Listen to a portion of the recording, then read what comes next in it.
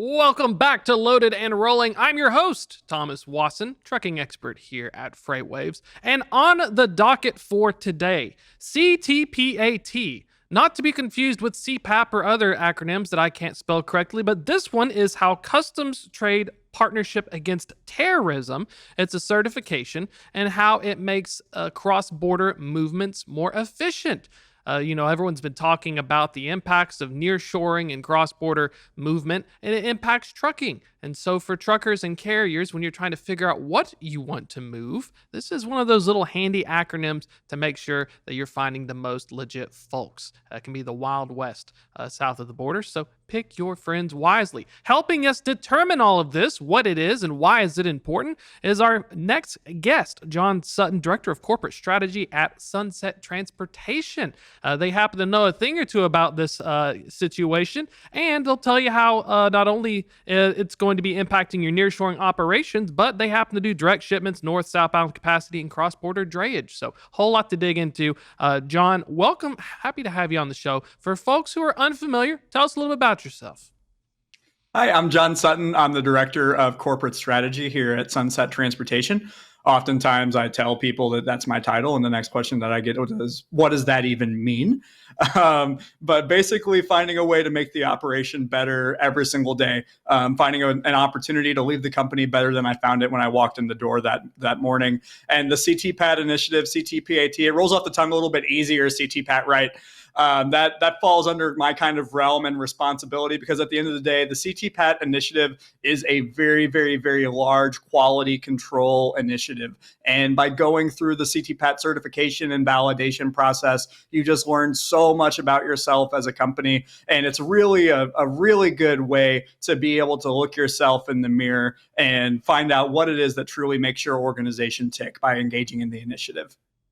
And looking into the initiative, because I've heard it mentioned a few times, what's kind of the purpose of it? It has the word terrorism in it, so I guess we want to make sure we're not doing anything illicit. But, the other stuff like, is it something the provider, do the carriers and everyone else has to get this certification? Or is it like a smart way where trucking says I'm super green? Tell us a little bit more about it.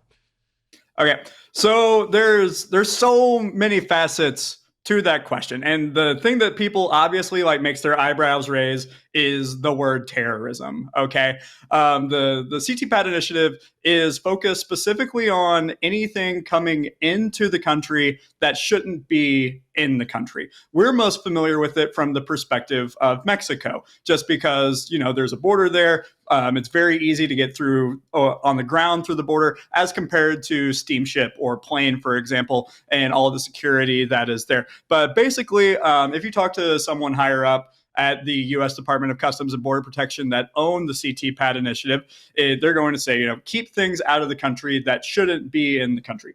But that answer is going to differ a little bit on, different people at different ranks and CBP that you talk to. For example, if I go to the World Trade Bridge in Laredo and I talk to one of the CBP field operatives that are out there and say, what does the CTPAT initiative mean to you? They're going to say, keep guns and drugs out of the country, because that's for, ultimately what they are most familiar with being on the lookout for every single day as part of their role and responsibility. So the CTPAT initiative is 100% voluntary. And anyone who is involved in the global supply chain that has capability of bringing freight into the U.S. or freight that is capable of penetrating the U.S. border is able to apply for and avail the CTPAT certification. We think asset-based carriers, right? Most commonly, we're going to think trucking companies. However, asset-based carriers in the global supply chain scale also include steamships. They include airplanes. They include trains as well. Pretty much anything that is capable of moving and headed towards the United States. We think importers, exporters. We think the actual port authorities themselves. Believe it or not, that there are ports that are not CTPAT certified, and those ports that do have the CTPAT certification, they see a lot more container traffic than the ports that do not. And then there's also the 3PL perspective as well. There's the 3PL, third-party logistics warehouse. There's, frequently we think 3PL and we're always thinking of the freight broker, but there's also in the whole logistics space, there's a large warehousing component to that as well. So if you have a warehouse that is capable of cross-docking freight that is coming in from another country, whether that's in our case, Mexico, or on the coastal ports, Asia, Europe, things like that. They're also capable of applying and availing the CTPAT certification. And the idea, and one of my favorite things about the CTPAT process, and one party that I failed to mention just there is arguably the most important party, and that is a shipper. That is a manufacturer themselves that is making and manufacturing freight that is destined or consigned to the United States.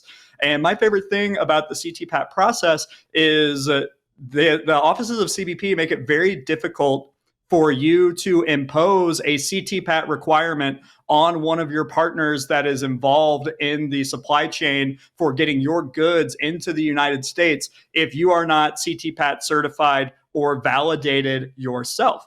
So the concept is that for every link in the supply chain, those links that are adjacent to you, you want to be, if not as secure, then more secure as the links that are adjacent to you. The goal of the initiative is to increase transparency, also increase awareness, and reduce the chances that freight destined for the United States is capable of being tampered with. And tampering could refer to a lot of different things. I mentioned just guns and drugs, obviously, and the word terrorism. That's what immediately comes to everyone's mind. But we also have to think about like the agricultural components to this too, right? Like keeping non-native species of insects, of fish, of really any animal outside of the U.S. that shouldn't be here. Our friends on the East Coast, particularly in Georgia, this is something that they have succumbed to, where they have large infestations of Japanese beetles. They're a non-native species that made it over here via steamship that shouldn't be here. And just as much as the CTPAT initiative is focused on keeping guns and drugs out of the country, they're also focused on keeping agricultural and insects that shouldn't be in the country out of the country either. I know that we just went on quite a bit of a journey there, but that's really CTPAT in 5 minutes through my eyes.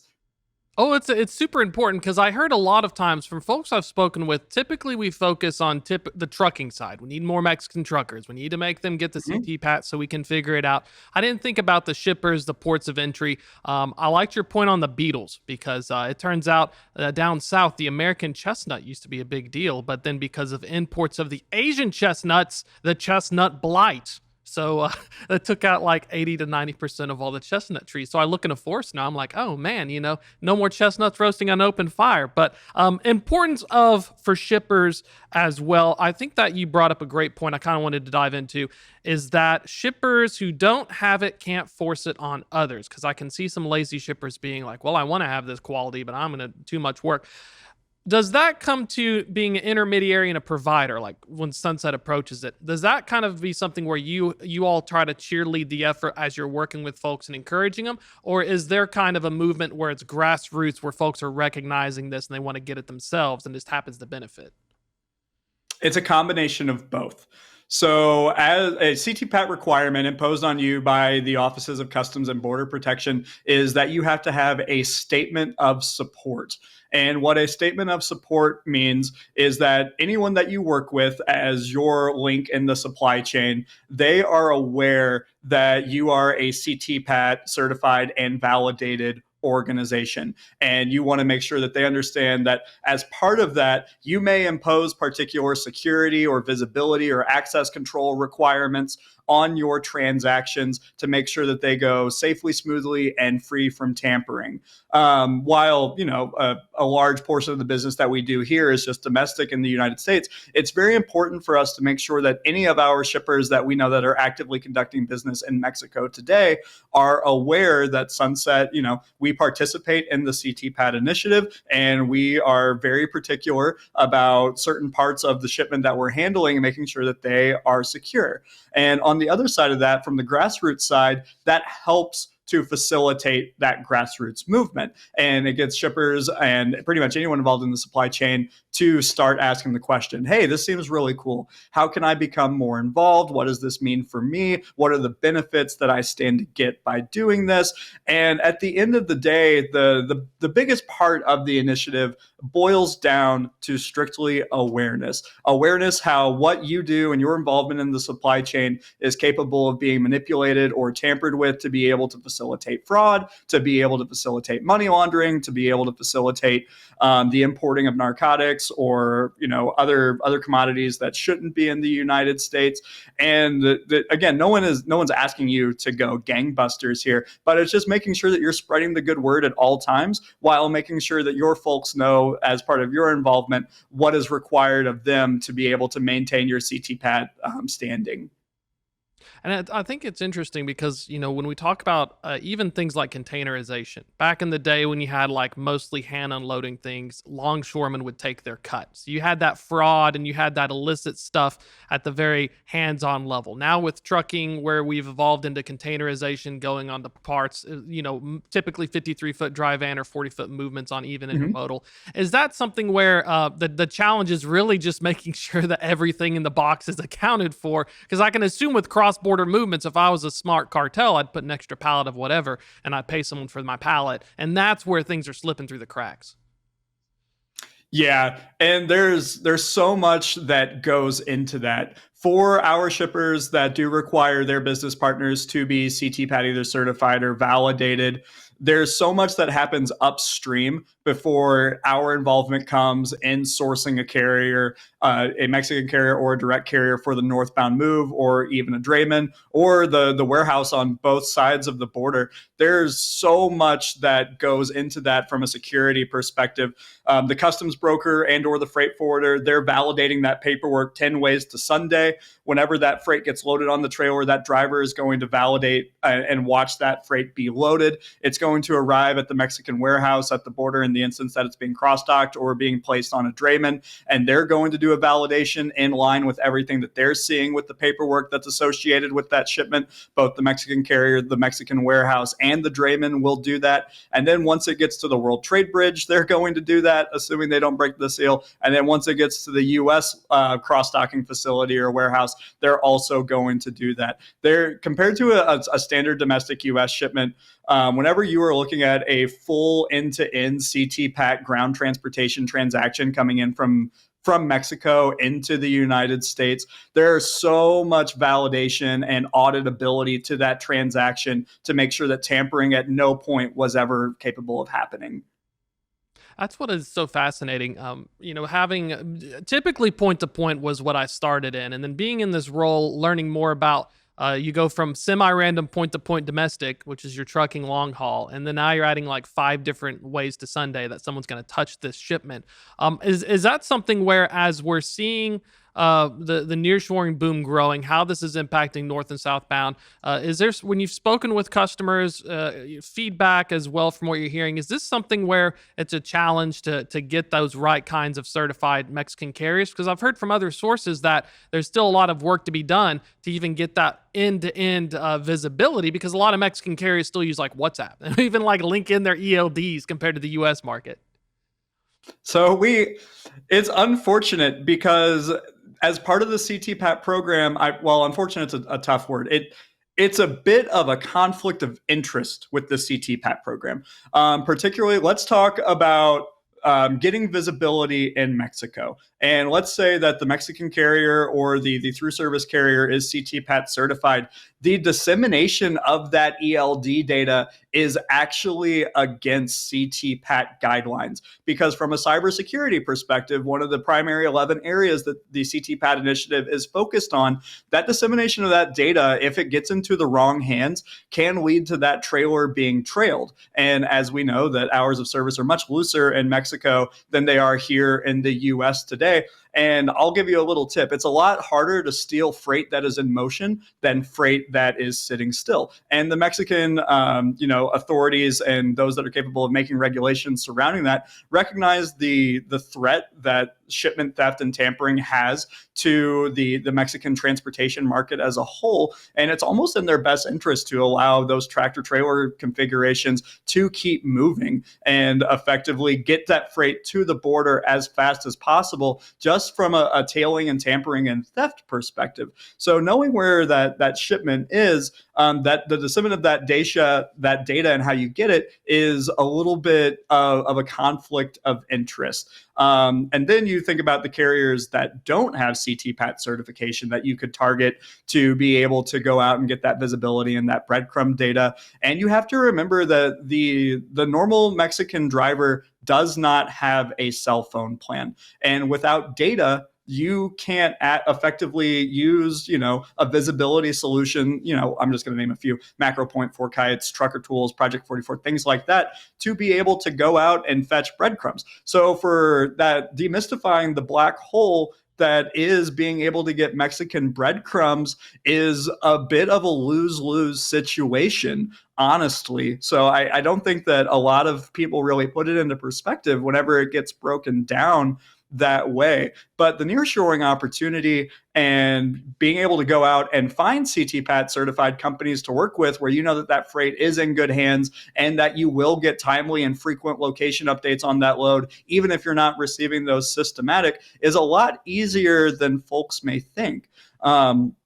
Because the thing that you always have to remember when engaging a new Mexican partner is that the Mexican carrier is more skeptical of you than you are of them. How is this person that I have never worked with potentially going to be using me and my assets and my drivers as a nefarious means to an end to get contraband into the United States that shouldn't be there? And most Mexican carriers that are worth their salt they're going to want to break bread with anyone that they would potentially want to enter into a business relationship with. And they're going to want to sit across from the table with you before they start doing business with you as well. And the great thing that I love about Mexican carriers is that if you call them from a prospecting opportunity and you say, hey, I have point A to point B, I'm just wondering if this is in your wheelhouse. If they can't, they're going to give you a list of folks that they know who can. So those business partners are there for you because it's very fraternal, how I like to describe it. They're always willing to keep Mexican trucks moving, even if it's not their own truck. So the right partners are out there, and their partners' partners are out there too, to help you build a very robust and well-insulated supply chain, making sure that you're working with quality providers 100% of the time. I think that's so fascinating because when I did a stint as a brokerage, the U.S. domestic market felt more transactional. Brokers, load boards, you had developed relationships, but nowhere to the extent where that barrier of trust had to be immediately met because, your quick pay download. The U.S. has so much more infrastructure built over top of it that we can seamlessly do it. But in Mexico, it's like opposite. I got to know my buddy John and Jose, right. And if he doesn't trust me, looking into that, because I've heard there's issues. The truck driver shortage, from what I've been told, is real in Mexico because another challenge is that the U.S. is importing the visa folks. So let's say you're a Mexican carrier and you've got some good drivers and you find a customer, but now maybe they're trying to poach your drivers and move them to the U.S. because there's there's a big demand for Mexican drivers who can do other things as part of this multi-step chain. Sure. And I would like to counter that with, there's always a driver shortage. It doesn't matter how many years we go back.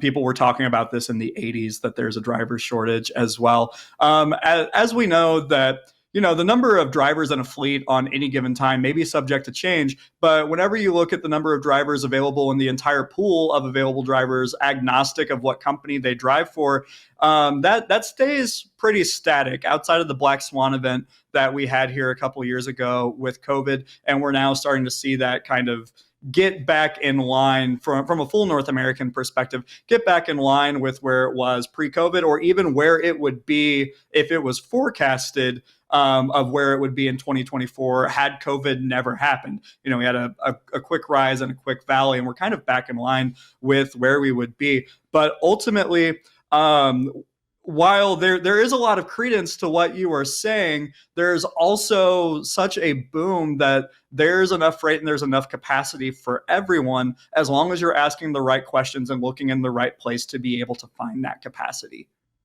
It reminds me of those things where you see those videos on TikTok. It's like, oh, I can't find the right partner. And it's like, you just got to look for it. And some people don't take the effort to look for it. Then they throw their hands up in the air and do it. What have you tried? Nothing. Yeah. Oh, I tried. I looked through the list. and you have those people who do that.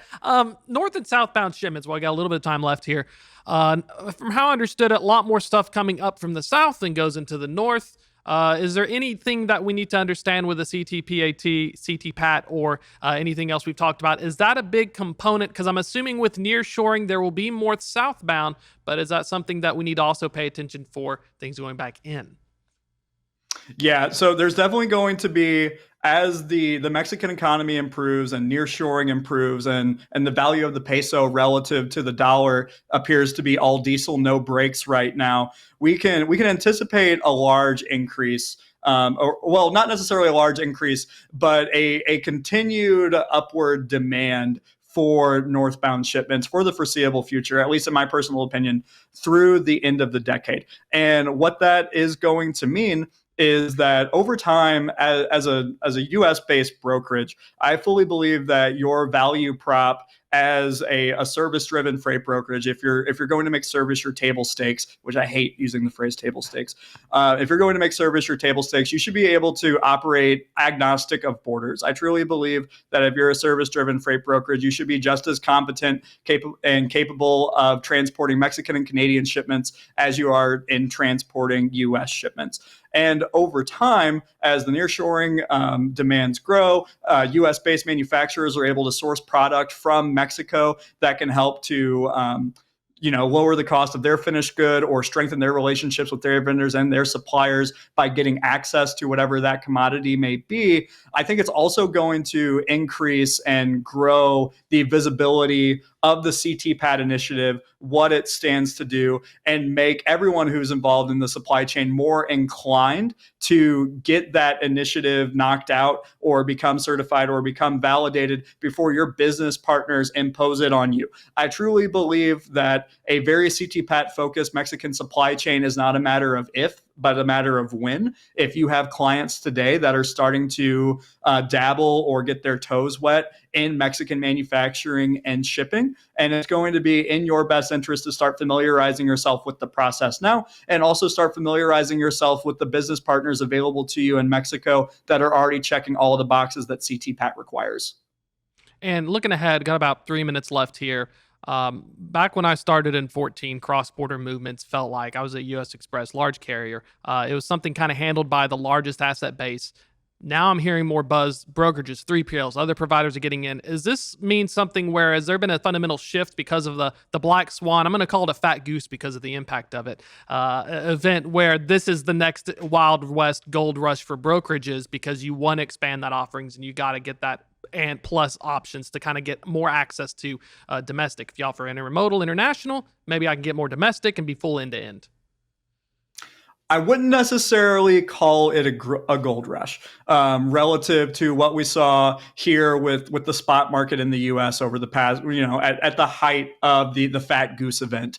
And the reason that I say that is because there's a certain level of accuracy and attention to detail that is required to be successful in the Mexican space, or else you're exposing yourself to a lot of risks to both your client relationship and risk to your business yourself if you allow yourself to fall victim to fraud, tampering, money laundering, or anything that your shipment that you start to penetrate the Mexican space with may fall victim to in that time. But I will say that, the opportunity is definitely there for the well-established companies or even emerging companies that place that value on attention to detail and are willing to grow and scale a Mexican operation alongside their shippers and their business partners that are also wanting to get involved in that space as well. That makes a lot more sense. You have to be smart and be prepared, or you can be easily fleeced and taken advantage of. Yeah, this isn't something that you can just apply to do overnight. You can't just go to the MC number gumball machine, spit something out and say, I do Mexico now. There's a lot of research and a lot of time investment that goes in, but it's almost like riding a bike. You get it under you a couple of times and then you're good to go. Definitely. It's one of those things where you don't want to take in training wheels into the Mexican market. Folks want to learn more about not only your role, what you've been up to, but as well as Sunset Transportation. What's the best way to get in contact and find out? Absolutely. LinkedIn is the best outlet to reach me on. John Sutton on LinkedIn. You'll see this ugly mug on there whenever you search my name. I'm actively involved in the TIA. I'm actively involved with the CTPAT initiative and our field officer for the US CBP that's assigned to us and keeping up to date there. And I have quite a few great industry resources that I would recommend that you get involved with as well. Mark Vickers of Reliance Partners, an extremely great resource for everyone. And then if you are ever looking for the risk and compliance side of Mexican transportation and what you need to be doing from a shipper agreement or carrier agreement standpoint, I would highly recommend Nathaniel Sailors with the Scopelitis Law Firm. Perfect, John. Thanks so much for your time. Pleasure having you on the show. Absolutely. Thank you very much. Have a great rest of your day. That's going to be a wrap for today, but if you're just joining us, this will be on Apple, Spotify, and YouTube on demand. We also have a newsletter, freightwaves.com/loaded and rolling, comes out Thursdays at 2 p.m. Eastern. That's a wrap, folks. Check out the people at Sunset Transportation. Great stuff going on there, and I will join you next week, next Tuesday, 2 p.m. Eastern. We'll do it live.